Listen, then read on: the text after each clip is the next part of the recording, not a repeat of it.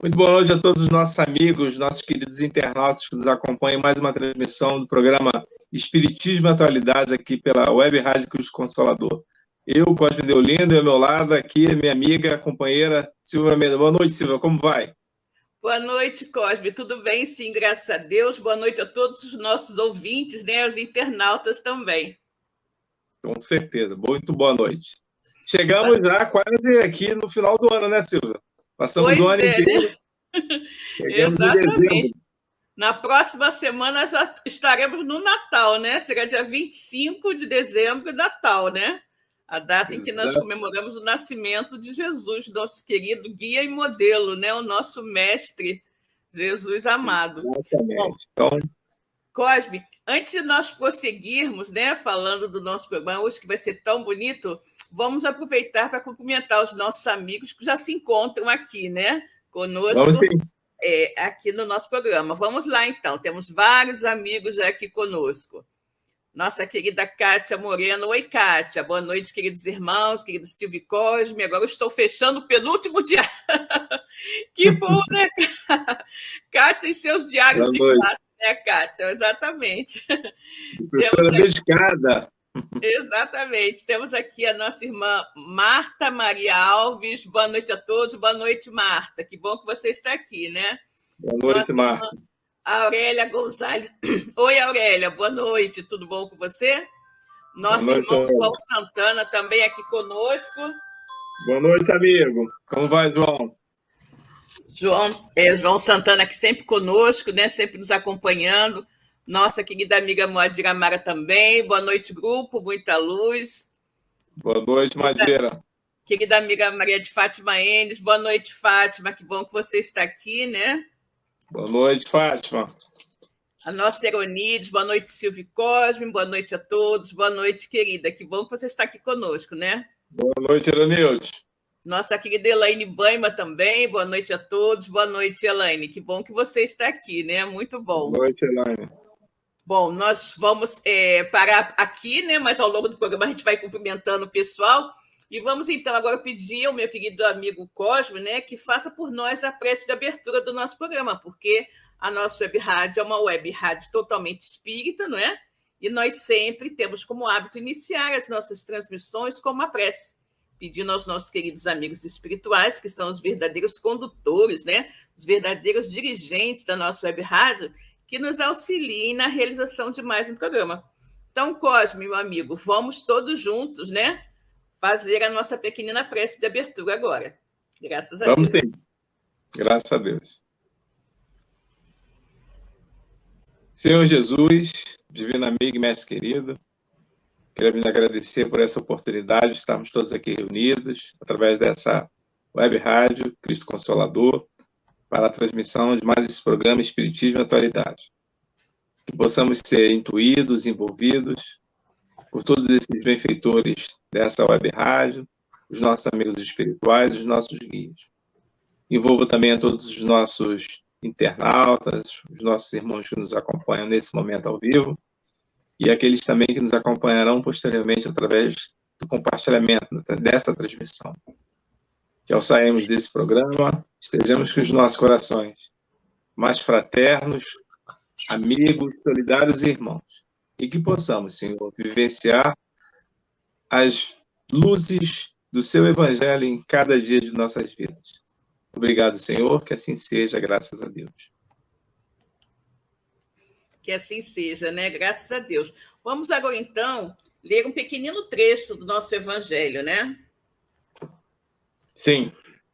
E caiu para a gente hoje a questão, o capítulo, na verdade, 19, a fé transporta montanhas. E vamos ler aqui um pedacinho onde fala sobre os médiuns, né? Então, diz o seguinte: os médiuns são os intérpretes dos espíritos. Suprem nestes últimos a falta de órgãos materiais pelos quais transmitam suas instruções. Daí vem o serem dotados de faculdades para esse efeito. Nos tempos atuais de renovação social, cabe-lhes uma missão especialíssima: São árvores destinadas a fornecer alimento espiritual a seus irmãos. Multiplicam-se em número para que abunde o alimento. Há-os por toda parte, em todos os países, em todas as classes da sociedade, entre os ricos e os pobres, entre os grandes e os pequenos, a fim de que em nenhum ponto faltem e a fim de ficar demonstrado aos homens que todos são chamados. Se, porém, eles desviam do objetivo providencial a preciosa faculdade que lhes foi concedida, se a empregam em coisas fúteis ou prejudiciais, se a põem a serviço dos interesses mundanos, se em vez de frutos sazonados dão maus frutos, se recusam a utilizá-la em benefício dos outros, se nenhum proveito tiram delas para si mesmos, melhorando-se, são quais a figueira estéril. Deus lhes retirará um dom que se tornou inútil neles, a semente que não sabem fazer que frutifique, e consentirá que se tornem presas dos espíritos maus. Graças a Deus, né? Grande advertência, né? Aqui nesta passagem que ilustra aquela parábola, Cosme, da figueira que secou, né? Exatamente. Bom, né? Para todos nós aqui analisarmos essa passagem do Evangelho, né? E como médios, né? Nos atermos a ela para nossas reflexões íntimas.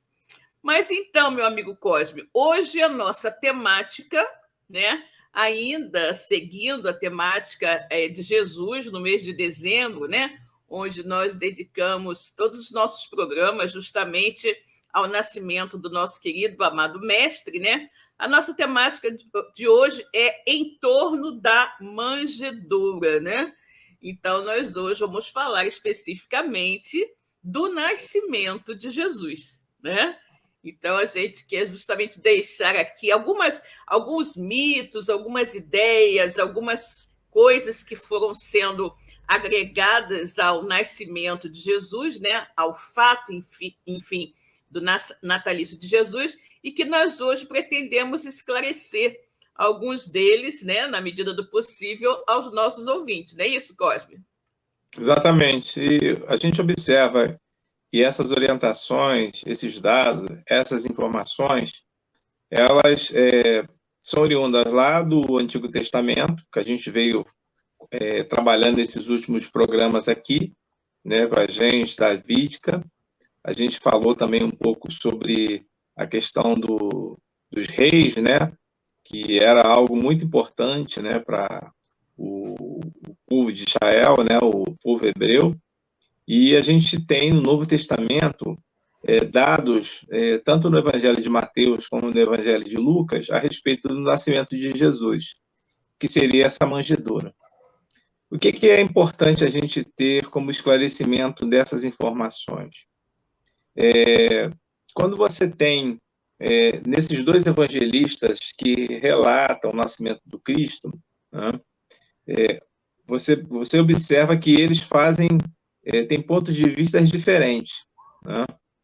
Você observa que no Evangelho de Mateus, ele trata como uma gruta, né? Como se fosse realmente um local onde Jesus nasceu, e que é diferente da concepção do evangelista Lucas, né? Lucas é um pouco mais direto, né? Ele diz que as observações, né, do nascimento de Jesus, ele não coloca lá nem o asno, nem o boi. Ele diz que Jesus nasceu numa estalagem, né, e que a criança seria encontrada ali naquele capítulo 2, que é um capítulo todo rico dessas informações, enfaixada, e que era um costume muito comum dentro daquele povo que tinha como informação que a criança deveria ficar enfaixada por cerca de 6 meses. A gente comentou isso aqui semana passada, que é uma tradição, né, para poder deixar presos os braços e as pernas para poder fortalecê-los, né? A criança, ela era banhada todos os dias, não é isso? E passava-se em volta do seu corpo um óleo de oliva, e aquele local do cordão umbilical, ele era besuntado, né? Ele era limpo com sal, né? Que era para poder tirar aquelas impurezas, aquelas informações que ele estava. Então, essas informações, quando você pega um evangelista e outro, elas são importantes. Mateus, por exemplo, não informa que são 3, nem que são reis magos. Ele informa apenas que são magos que vieram do Oriente. Não tem essa informação de que eram 3, como na tradição natalina a gente acostumou, né? Que era lá Melquior, Baltazar e Gaspar. E a gente não tem essa informação no Evangelho de Mateus. E isso tudo são informações, são dados que estão muito abertos para todos. Basta você fazer a comparação que você vai pegando uma informação ou outra. Qual estaria certo? Qual é a mais correta? Aí fica a critério de cada um para poder o seu entendimento. Mas o que é mais interessante dentro dessa situação toda é que, como nós falamos na semana passada, Silvia, um contrassenso à questão do próprio censo. Porque retirar aqueles judeus que eram mais de 1 milhão, que circulavam de um lado para o outro, principalmente aqueles judeus da diáspora, que vinham de lugares distantes, fora da Palestina, naquele censo, né, que o Tibério solicitou. Naquela época, o imperador era Tibério, né? E ele havia solicitado essa informação e esse censo, que é um contrassenso, a gente imaginar que movimentar todas aquelas pessoas de um lado para o outro seria realmente uma grande confusão, embora é o que a gente tem nas informações que nos são passadas, né? Exato, mas não seria algo muito inteligente. E nessa manjedoura, o que é mais importante? Está localizada exatamente a chegada daquele Messias prometido. Esse Messias prometido que foi tão... ele foi tão anunciado pelos profetas do Antigo Testamento. Tão aguardado, né, Cosme? Os judeus aguardavam muito, né, a vinda do Messias. Exatamente. Isso tudo foi... A gente semana passada, a gente comentou, né, semana passada não, semana retrasada, sobre a questão da própria informação que dizia que o próprio Saul, que foi o primeiro rei daquele período dos reis, né, que também está lá no Velho Testamento, ele que vai ficar com Davi, criar Davi. E o próprio Saul é que vai atrás, né, daquele que deveria ser o rei que iria, no caso, governar. Você tem Samuel, sendo aquele que proclama esse reinado, inicia essa dinastia, digamos assim, porque ele sabia que, de fato, algo precisava acontecer, apesar de que eles consideravam... até um contrassenso, né, Silvia? Porque eles sabiam que o Messias ele tinha um reinado que era um reinado que vinha dos céus, não era um reinado aqui da terra, né? Mas ele foi buscar isso. E aí Samuel, ele nomeia, dá a Saul essa informação, ele governa, Saul encontra Davi, e depois Davi se afasta de Saul, porque Saul queria matá-lo. E daquela profecia de Isaías, dizia que do ramo, né, da família de Jessé brotaria aquele que viria a ser o grande Messias, aquele que salvaria, resgataria a nação de tudo aquilo que eles haviam vivenciado. Ou seja, a escravidão, o exílio, todas essas informações de grandes dificuldades que eles passaram. Então, você tem nessa manjedoura chegando exatamente isso. Só que a manjedoura, para tudo isso que foi anunciado, é um contrassenso. Por quê? Quem vai encontrar Jesus são pastores. E os pastores, para aqueles que eram responsáveis pela lei, os fariseus, os saduceus, eles eram homens completamente... homens que não eram aceitos dentro da sociedade. Eram vistos como ladrões, né, Cosme? Exatamente, eram ladrões, eles eram mal vistos. Então, era uma profissão, porque como eles não comungavam, como eles não participavam dos ritos que era obrigatório para todo judeu, eles não estavam. Então, Jesus acaba chegando, né, e sendo encontrado por esses profissionais que viviam no campo, e são eles que levam aqueles que vieram trazer os presentes, aqueles que vieram dar as honras à sua chegada para a humanidade. Então, a gente vê que o próprio nascimento de Jesus já rompe com grandes situações que haviam e que, de fato, né, muitos ficaram incomodados, apesar de não duvidarem que ele seria, de fato, o Messias. Quando você tem, só para terminar, Silvia, quando você tem a apresentação de Jesus no templo, aquele mesmo Simeão, né, o ancião lá, que vivia no templo, e a própria Ana, que era aquela sacerdotisa, anciã também que vivia, e que confirmam que aquele menino era o Salvador, o Messias, é a confirmação de que Jesus, de fato, tinha toda aquela informação que havia chegado e era ele que deveria ser esse redentor. Eles não sabiam exatamente como seria essa revolução, como ele faria essa revolução. Por quê? Não era de família rica, não era de uma família de letrados, não era de uma família que tinha poder político. Muito pelo contrário, eram pessoas simples, pessoas que vieram, pessoas comuns, pessoas que vieram da base da pirâmide daquela sociedade que lá e que, de uma certa forma, ignorava aqueles mais pobres. Exato. Cosme, com relação a esse fato que você está falando de Simeão no templo, né? Humberto de Campos ele tem uma narrativa muito bonita, né? Se eu não me engano, eu acho que é no Boa Nova que ele fala, né? Simeão e o menino, existe um capítulo a esse respeito. E tem um detalhe interessante, que essa dúvida de Simeão, de não sabia como eles iam fazer, né? Diz que Simeão estava com o menino no colo e esse questionamento lhe veio à mente, né? Ele comentou como será que ele vai fazer, né? Sendo pobre, sendo isso, sendo aquilo.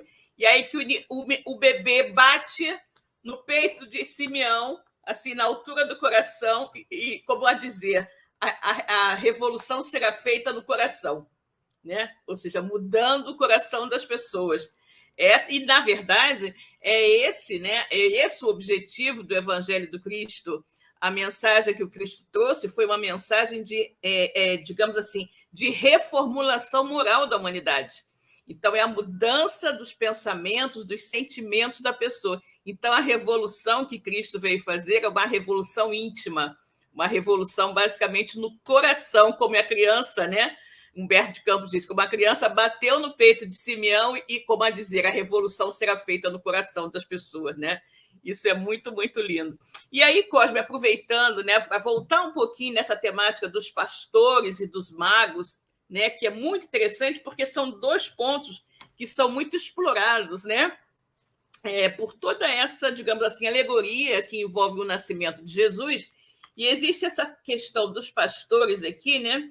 Porque eles aparecem como as primeiras testemunhas, né, do nascimento de Jesus, no Evangelho e tudo mais, e eles eram gente modesta, né? Gente, como nós falamos, eram mal vistas, eram pessoas pouco recomendáveis, né?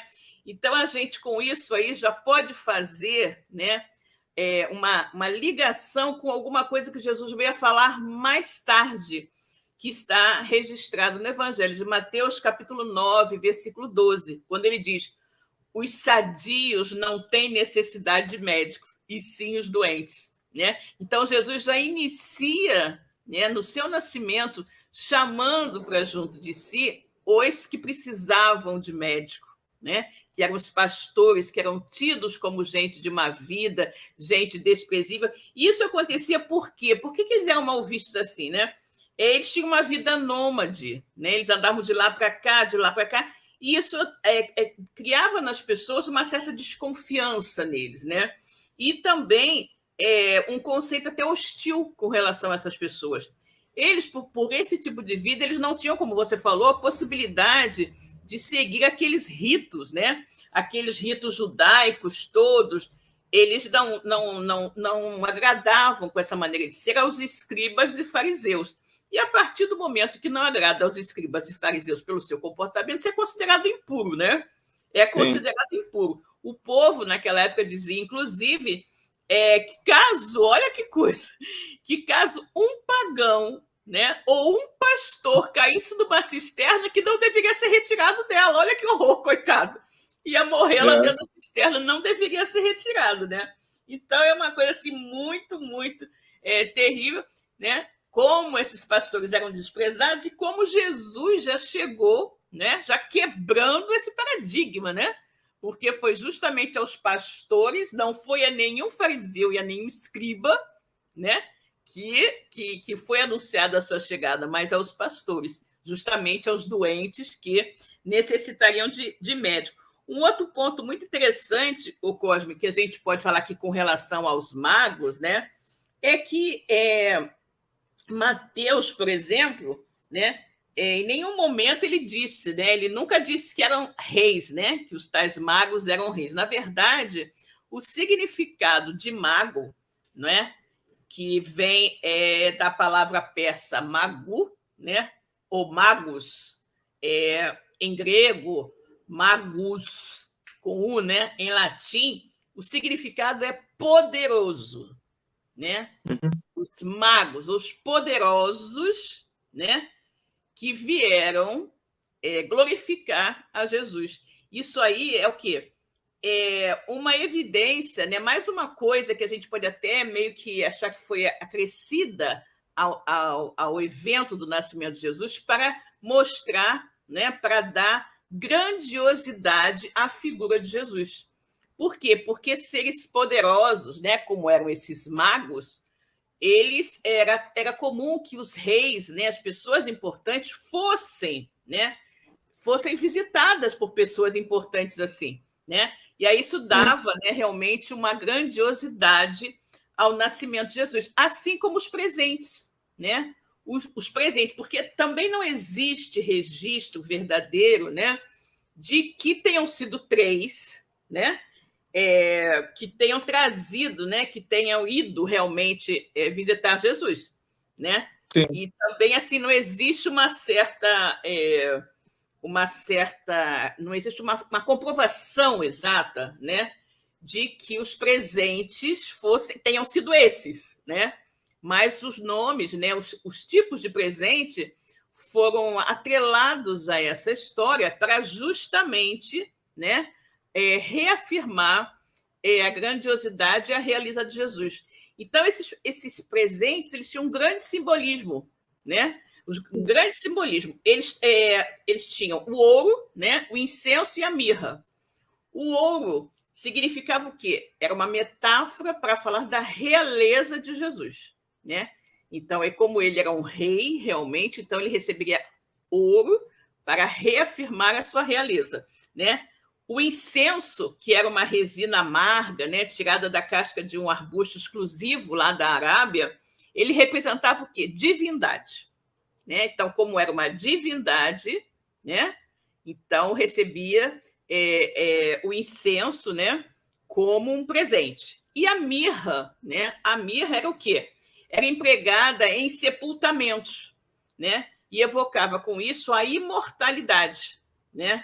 Uma espécie de proteção, digamos assim, uma imortalidade com a qual, né, se agraciava os reis. Então, os reis eram ungidos com mirra para que eles tivessem uma espécie de imortalidade. Então, a gente tem o ouro, né, que era a realeza, o incenso, que era justamente divindade, e a mirra para dar, notoriamente, a imortalidade, né? Então, é muito interessante essa colocação aí, né? E fala-se também, né, que eles foram mais tarde, né, e isso somente lá no século VI depois de Cristo, que esses magos foram qualificados como reis, né? Porque antes recebeu a visita de magos, né? E depois, então, foram chamados de reis. Ou seja, até então não era, né? Então, cada vez mais colocando, né, reis visitando um rei, né?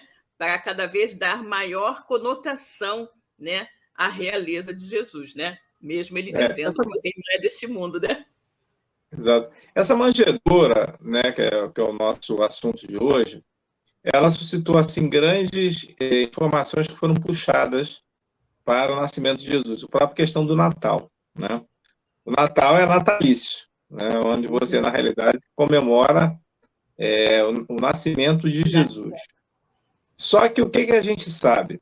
Hoje em dia, né, pelas próprias pesquisas, você observa que Jesus não poderia ter nascido em dezembro, porque dezembro é, na realidade, um mês muito frio dentro daquela região ali da Palestina. Exato. Você tem, mesmo nos dias de hoje, como nos passados, você só tem dois tipos de clima naquela região.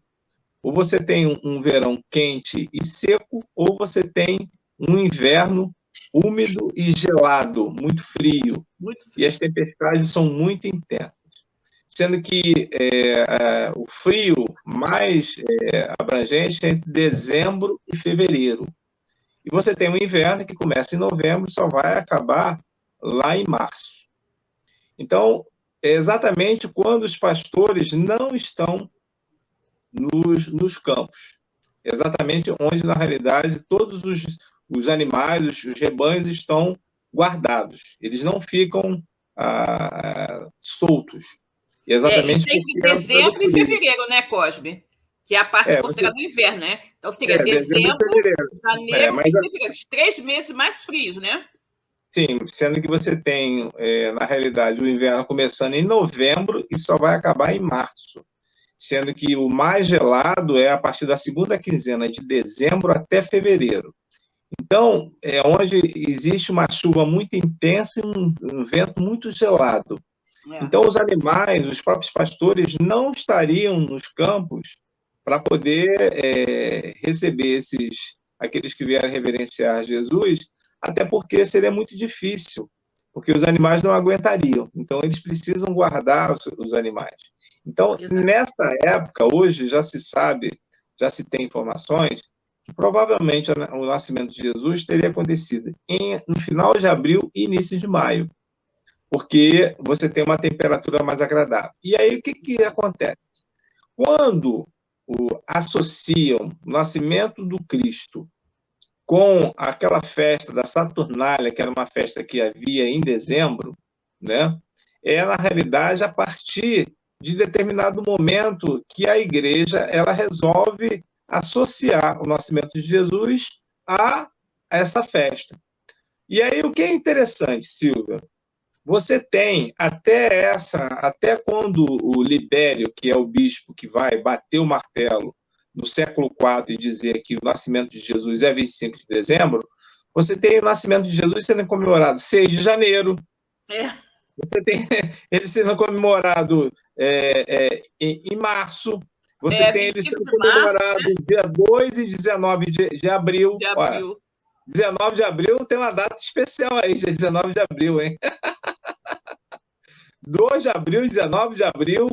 Então, você veja, olha a confusão que era até então você ter um marco onde Libério vai dizer, acho que a partir do ano 354, que o nascimento de Jesus é ratificado como 25 de dezembro. Então, você tem todas essas informações, que são informações que estão aí e que demorou muito tempo até que se firmasse uma data exata. E essa data exata resolveu-se consensuar que era 25 de dezembro. Por quê? Mesmo na igreja do Oriente, ela também veio a ratificar isso. Porque você tinha uma igreja do Ocidente e uma igreja do Oriente. E a igreja do Oriente ela não tinha a mesma data consensuada com a do Ocidente. Só a partir desse decreto de Libério é que você vai ter a consensuação da data que é 25 de dezembro. Mas a gente sabe exatamente, por causa de todas essas informações, que são informações que continuam nos tempos atuais, tá? O inverno lá na Palestina... Não mudou nada. Continua, não mudou nada. É o mesmo período que vai de novembro até... Clima, né? Exatamente, que até março, sendo que o mais intenso é dentro de dezembro e fevereiro, que tem os tempos mais gelados e mais difíceis para você poder fazer muito baixas. Então, isso é importante para a gente poder ter os dados necessários. Agora, Silvia, a gente fala tudo isso E essas informações é apenas para conhecimento. O mais importante disso tudo, e a gente está esmiuçando, é só para a gente poder ter uma ideia, porque o que fica verdadeiramente é a mensagem desse nascimento de Jesus, porque é a partir da sua chegada aqui na Terra e que você tem, de fato, aquela situação que nós nos encontramos hoje, né? Em a humanidade dividida em antes dele e depois dele. Porque é um marco. Isso a gente não pode deixar isso de lado. É um marco, um grande marco. Tanto que na história, quando você vai estudar a linha do tempo, você tem o AC e o DC, né? Que é antes e depois de Cristo. E é verdadeiramente um grande marco para a gente até ter uma linha de pensamento e de ideia do que aconteceu antes dele e após dele, após a sua chegada. O Cosme, e eu gosto muito de fazer algumas análises, né, com relação ao fato de que Jesus dividiu, né, a história da humanidade. E aí, se você começa a analisar, né, quem foi Jesus? Quem foi Jesus? Foi um homem pobre, humilde, um carpinteiro, né, que num ponto remoto da terra, né, lá na Palestina, nasceu, viveu humildemente de forma desconhecida até os 30 anos, e dos 30 aos 33, ele saiu andando por aquela região, né? E pregando suas ideias, né? Fez várias coisas maravilhosas, né? Foi mal interpretado e invejado, e por isso foi condenado, né? Foi condenado a ser crucificado, né? Justamente pela inveja que aqueles, né, os sacerdotes da época tinham da influência que Jesus tinha sobre as pessoas. E acabaram conseguindo, né? E aí você pensa, né, que mesmo assim, este homem que só viveu naquela época, num período em que não tinha televisão, não tinha rádio, não tinha internet, não tinha WhatsApp, não tinha nada, né? Um homem que viveu um período tão curto, a sua vida terrena, e pregou durante um período mais curto ainda, que foram 3 anos, foi crucificado entre ladrões e tudo mais. Como este homem espalhou, né, a sua mensagem pela terra inteira de uma maneira tão contundente que a história da humanidade se dividiu entre antes e depois do seu nascimento. Agora vamos transferir para o século XXI, com todos os recursos que nós temos hoje de comunicação.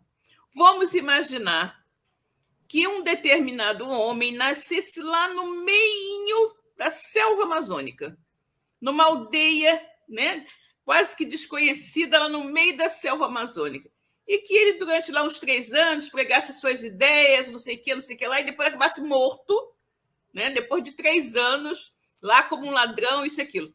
Será que, nos dias de hoje, este homem, mesmo com toda a internet, televisão e rádio, ele teria essa importância, teria conseguido proclamar, né, propagar as suas ideias pelo mundo todo e dividir outra vez a realidade, né, a história do mundo? Claro que não. Claro que não. Isso nos prova, né, com certeza, a grandiosidade do espírito que foi Jesus, né, que é Jesus, né? Jesus não podia ser um homem qualquer. Um homem qualquer não teria logrado esse feito enorme, né? Que é conseguir, num período de tempo tão curto e com tão poucos recursos de comunicação, quase nenhum, né? Propagar a sua ideia de forma tão grandiosa como Jesus propagou, né? Então, eu acho que essa situação nos demonstra claramente, né, o quanto Jesus é especial, o quanto ele foi um espírito, né, especialíssimo que esteve entre nós. Eu acho isso fantástico. Não, é fantástico, sim, e a gente observa com todas essas dificuldades, né, que naquela época existia de fato, que é algo assim inimaginável. Você pensar que alguém que não deixou nada escrito, não deixou nada escrito. Nada escrito. você tem uma população extremamente analfabeta, agrícola, né? Uma população que tinha dificuldade para entender as coisas, para leitura, para escrita, e mesmo assim, essas orientações, elas atravessaram os tempos e elas continuam mais vivas do que nunca, perpetuando essa verdade, que eu acho que isso que é o mais importante. Agora, o que eu vejo também, Silvia, é que, por exemplo, muitos pesquisadores, às vezes até afirmam que a figura de Jesus é uma figura criada por algumas pessoas, que Jesus não existiu. E a gente sabe que não. A gente sabe que hoje já é comprovado, a gente já teve em várias mesas, conversamos já sobre isso, o próprio Flávio José, que foi um historiador, um judeu que depois se transformou como cidadão romano, ele deixou bem isso escrito, mas eu acho que como pela espiritualidade, a gente tem algo extremamente importante para todos nós espíritas, nós acreditamos nessas informações que nos chegam dos amigos espirituais, é a carta de Públio Lentulus ao imperador Tibério. Exatamente. Essa carta, ela é um único documento que nós temos, pelo menos conhecimento, que faz uma trajetória a respeito de quem era esse carpinteiro, que era conhecido como Jesus, que era um nome muito comum naquela época. Jesus era um nome comum. E vivia em Nazaré. Por quê? Porque, segundo relatos dos amigos espirituais, aquele mesmo imperador que era Tibério, que pediu o censo, era um imperador que vivia uma situação de saúde muito difícil, muito complicada. A gente já esteve comentando sobre aqui. E Tibério, a gente sabe muito bem que Tibério não governava no final do seu mandato de Roma. Ele governava de uma ilha chamada Ilha de Capri. Ele construiu um palácio e lá ele governava Roma, porque ele queria ficar afastado de todo aquele burburinho, daquelas solicitações que haviam para aqueles que são os detentores do poder. E ele, Tibério, ouviu relatos de que havia um taumaturgo, curador, de nome Jesus, e que estava circulando pela Palestina fazendo essas curas. Ele, como tinha uma saúde muito debilitada, ele queria conhecer Jesus, mas ele precisava de alguém de confiança para mandar para lá. Então, nos afirma o mesmo Néio Lúcio, que foi aquele companheiro, né, do nosso querido Chico Xavier, que editou vários livros, psicografou vários livros dele, o livro que a gente sempre está comentando, que é Jesus no Lar. Jesus no Lar. É um deles, né? E que, na realidade, Públio Lentulus, que era, na realidade, o Emmanuel, uma encarnação do Emmanuel, que era o amigo espiritual do Chico, estava envolvido com a enfermidade da sua filha Flávia e que precisava, a conselho de um amigo, se retirar de Roma para um local mais bucólico, mais arejado, mais verde, e esse local era a Palestina. Então, foi sugerido para que o imperador retirasse Públio Lentulus, que era um senador, né, e o enviasse para aquela região com o intuito dele fortalecer a saúde da sua filha. Porém, Tibério tinha outros planos além desses, não apenas de fortalecer a saúde familiar da filha do amigo, mas também que ele trouxesse informações a respeito desse taumaturgo, uma vez que ele estaria na Palestina. E ele mandou Públio Lentulus para a Judéia. E, além dessas informações, havia também dados de que diziam que Pôncio Pilatos estava usurpando o império, roubando Tibério. Então, a corrupção também era daquelas situações que havia sido solicitada a Públio Lentulus para que ele investigasse e, homem de confiança, um espião de Tibério, pudesse dar essas duas informações na Palestina. E aí, o que acontece, Silvio? Públio Lentulus, faz aquele relato daquela carta magnífica que a gente tem conhecimento, vai descrevendo as características físicas, o jeito de Jesus, como ele era o seu olhar, como era o seu magnetismo, o que ele passava quando as pessoas chegavam próximo a ele. E, detalhe, tudo isso cai por terra quando Públio Lentulus não consegue, né, fazer com que Pôncio Pilatos não consiga salvar Jesus da ira daquela teocracia judaica e lava as mãos, não impedindo da sua morte. Olha, isso fez com que o Pôncio Pilatos caísse num grande problema com o imperador. Porque se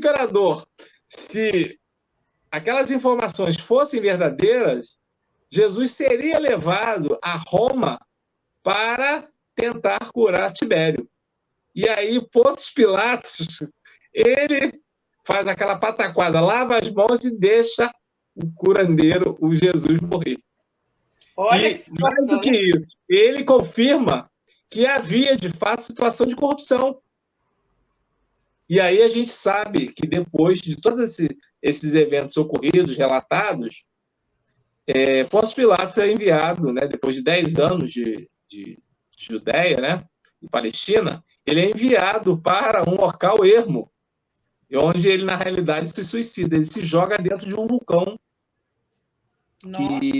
Ele se joga dentro de um vulcão que não estava em erupção e se mata. Porque a situação dele ficou realmente muito difícil, embora ele tivesse sido aconselhado por sua esposa Cláudia. A gente tem aquele espírito Lúcio que sempre relata que Cláudia atentou para que ele...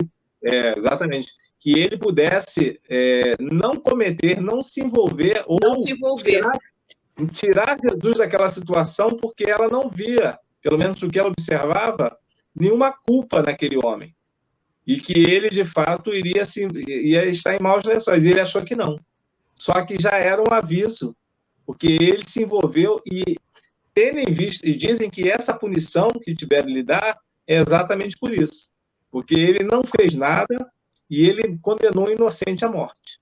E, de fato, que poderia, conforme todos os relatos que chegou para Tibério, a Jesus, de repente, conseguir livrá-lo daquela doença que ele acometia.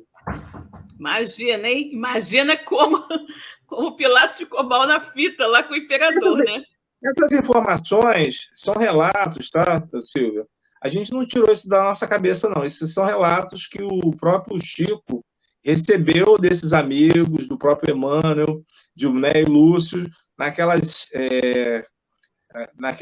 reuniões que haviam lá na casa do senhor Joviano, lá na Fazenda Modelo, em Pedro Leopoldo, quando tinha aquele culto do Evangelho no lar. O Chico recebia muita informação ali e essas informações vieram de lá. São informações que você não... são informações que você não tem... isso não está escrito em lugar nenhum. Apenas as psicografias de Chico, que elas é que vão trazer isso. E o que é mais interessante, aquele senhor Joviano, que era o chefe do Chico, ele, de fato, era filho de uma encarnação do Nélio Lúcio, que encarnou em Barra Mansa. O Arthur Joviano era pai do senhor Joviano. E era o próprio Nélio Lúcio. E o Nélio Lúcio está na história, né, Silvia? O Nélio Lúcio também está na história, uns 50 anos depois. Né? A filha Célia. Ele e a filha Célia. Ele já era um educador, já mantinha um método de educação para a criança, para os escravos. Ele tinha uma preocupação.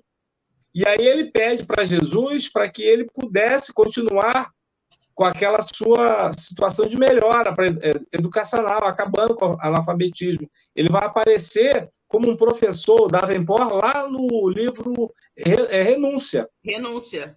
Ele vai aparecer lá também. E depois, ele, nessa última encarnação no século XIX, ele encarna aqui em Barra Mansa, no Rio de Janeiro, no século XIX. E aí ele que vai dar origem ao seu Joviano, que era chefe do Chico, o filho dele. Olha que interessante. Muito bom, né?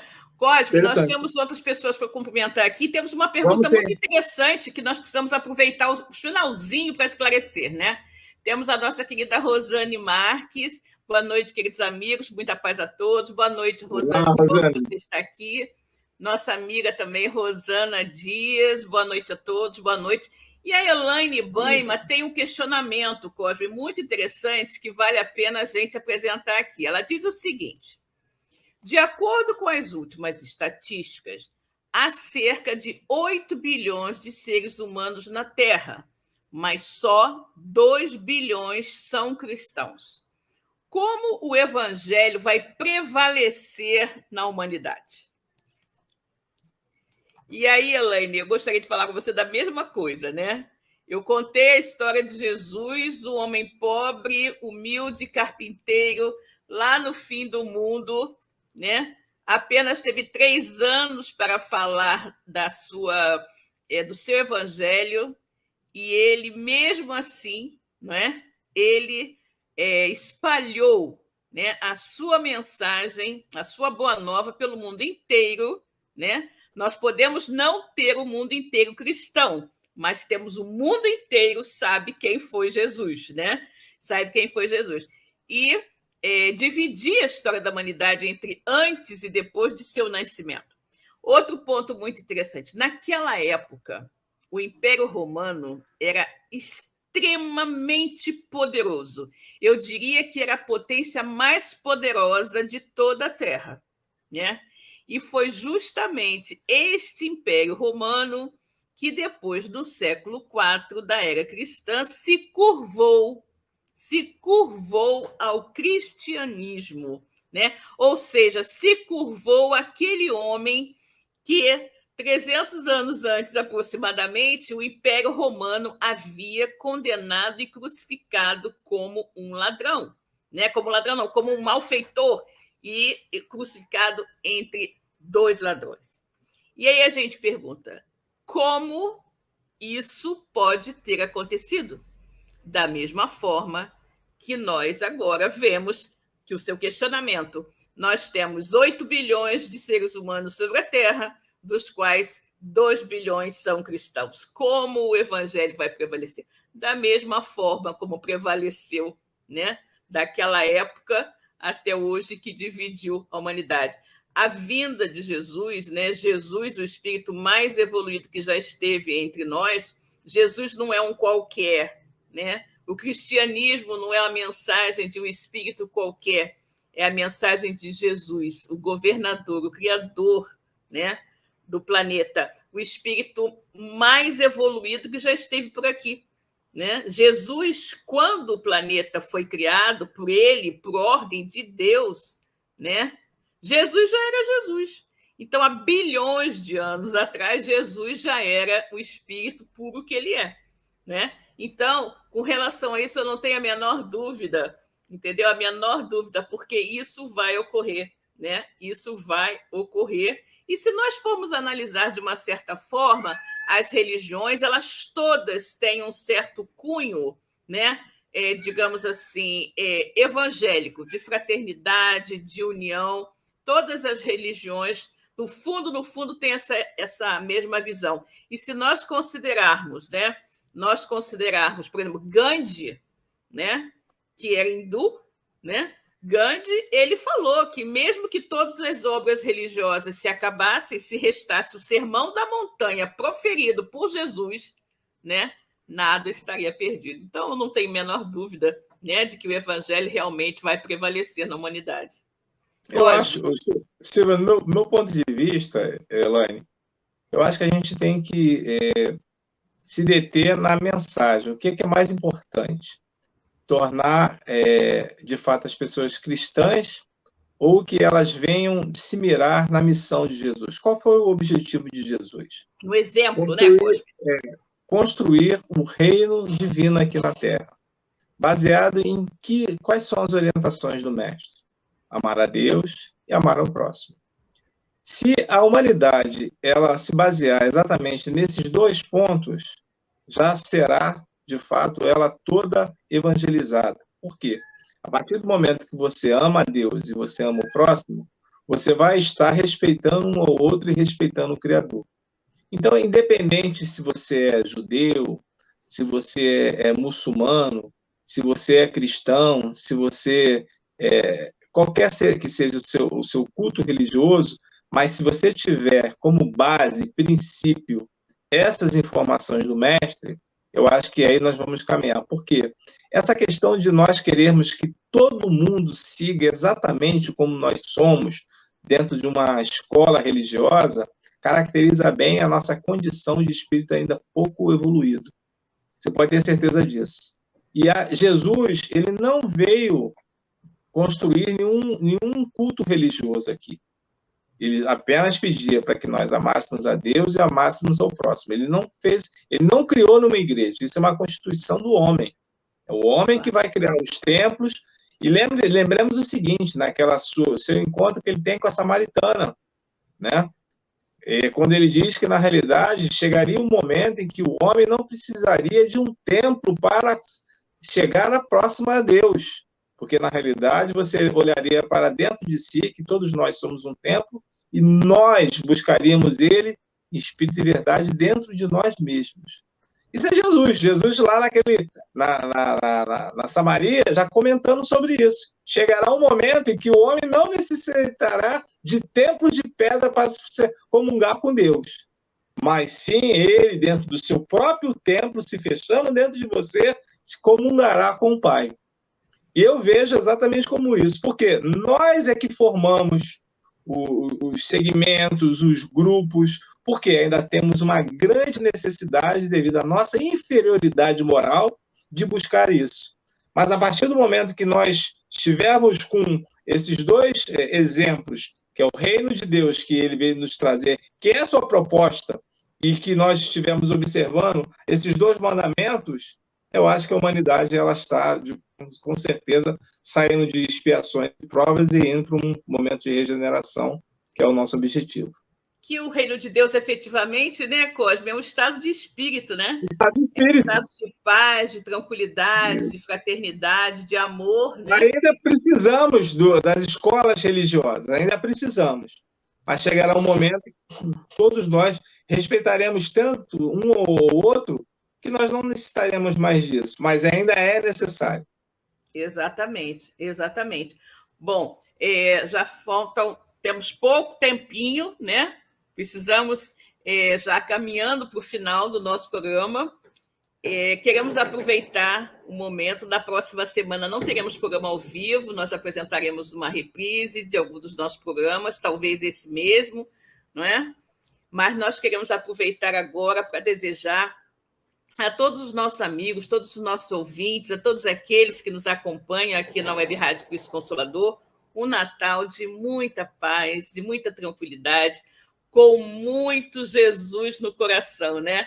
Que nós, na noite de Natal, nós pensemos no aniversariante, que nós deixemos um pouquinho de lado a mesa farta, não é, os presentes, e lembremos, por instantes que seja, do nosso querido e amado Jesus, o nosso aniversariante. E olhemos para o céu e agradecemos ao Pai esse presente, porque o aniversariante é Jesus, mas quem ganhou o presente foi a humanidade, não é?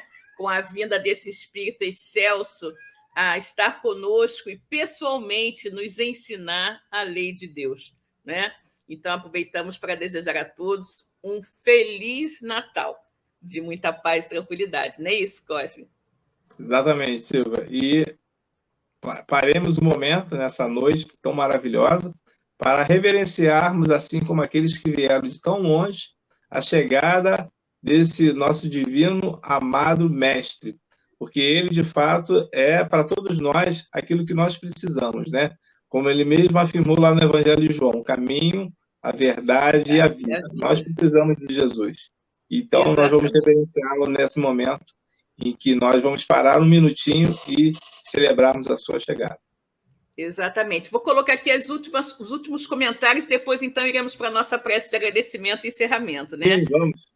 A Elaine Banho aqui nos dizendo que excelentes respostas, adorei, que bom. O nosso João Santana, gratidão pelo estudo esclarecedor, ótima semana, boa noite a todos, Feliz Natal. Kátia Moreno nos dizendo aqui, Maravilhoso estudo, excelente semana a todos, Feliz Natal, paz e bem. A Moadira também colocando Feliz Natal a todos vocês, para você também, minha querida, a todos. Nossa querida Rosana Dias, gratidão, gratidão. Nós que agradecemos sempre a vocês por estarem aqui nos acompanhando, né? A Elaine dizendo, pensar em Jesus sempre. Feliz Natal de paz e luz, Silvia Cosme e todos. Graças a Deus, né? Então, vamos orar. Deus, Pai de infinita bondade, misericórdia e justiça, Jesus, nosso querido amigo, nosso mestre, guia e modelo de toda a humanidade.